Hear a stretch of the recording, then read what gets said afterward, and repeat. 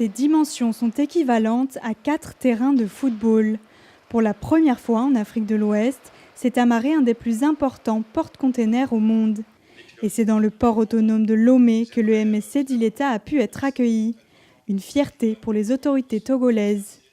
Le choix renouvelé de notre port par un acteur aussi majeur que la Mediterranean Shipping Company confirme le positionnement stratégique du Togo comme plaque tournante du commerce maritime régional.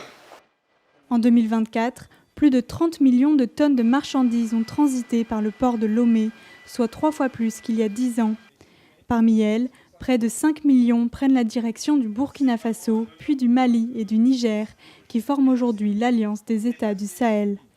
Avant que vous nous parliez d'AES, nous, c'est le pays de l'Interland, ceux qui n'ont pas de façade maritime.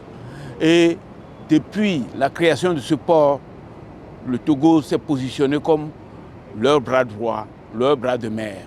Un partenariat aidé par la conjoncture politique.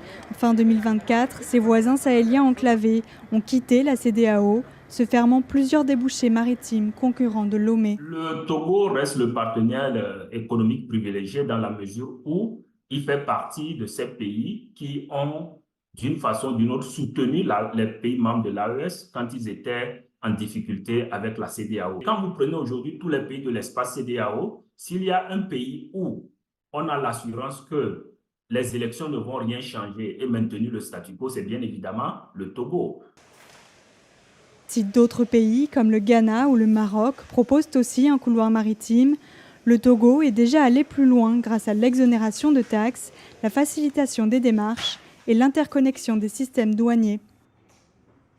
Le port de Lomé, nous le savons, est le port naturel des pays du Sahel, en l'occurrence du Burkina Faso. Donc cette interconnexion, c'est exactement comme si le port de Lomé est sur le territoire burkinabé.